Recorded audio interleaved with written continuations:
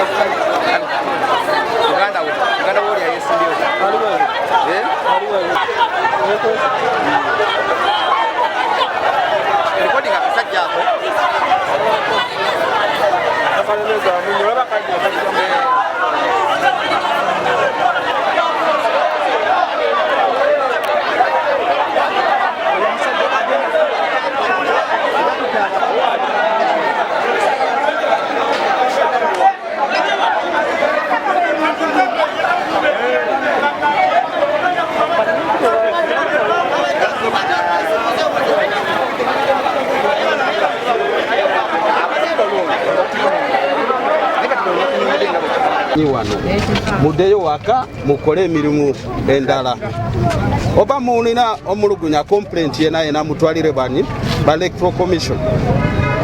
Okay, I have a question. Stop asking me question first before you hear me. I'm not electoral commission. Mine is to keep peace here.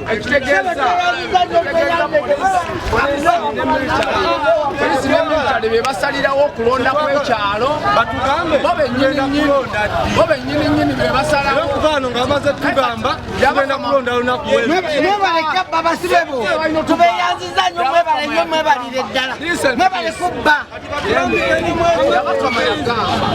olunaku olw'omukaaga si lwe lwaleero luno tubadde tulina okuddamu okukolaki okubanga tulonda nate tugenda kubeerawo poliisi tugenda kakuma mpaka gaana okulonda ekyatulese kulonda kati ate lwaki bakatugamba bwati ate nga lwaleero mwebaleka bba naye tugenda kubeerawo tebannakabba tekagenda soboka kubbibwa tekambawulireko olaba ekyalo bongole twasalawo notusalawo twagala omuntu waffe. Nze ali namba emu ku lukalala olwokubiri naye tebambala era olwamala okulaba amawulire nga misabya Mukama agamba nti buli we batalangirira LC1 chairperson okulonda kwa leero nga lusooka nze mirembe era nze kunonda kubala kalulu kange olwaleero. As simple as that. If there's any other directive from the Electoral Commission, let us know. We are law-abiding citizens. We have not been told that today there's no election. All we have heard from our television and our radios is that please go and vote today. Now we have come here and we have been told by the security officers that there is no voting today. That we should go to the Electoral Commission and come out with a petition, and they'll tell us, and we come and show them, how can I, a simple voter, go to the Electoral Commission, get a paper from him to allow me come and vote here? It's not possible. So we are here the whole day until 6 p.m.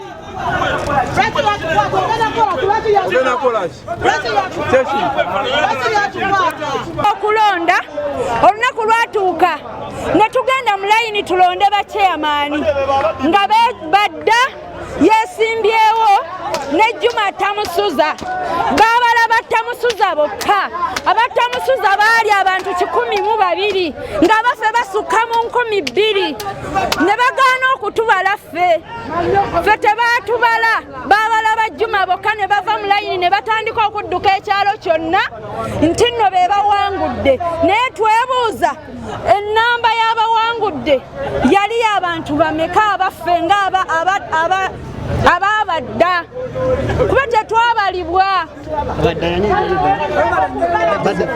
yebadde Josefu ne Juma Tamusuza twagala bakomewo mu layini tubasimbeko okuba akalulu tufune chairman wa Bongole Zanta. Tetulina chairman. Sebo amanya gange mpitibwa Naika Franka okuva mu zone eye Bongole.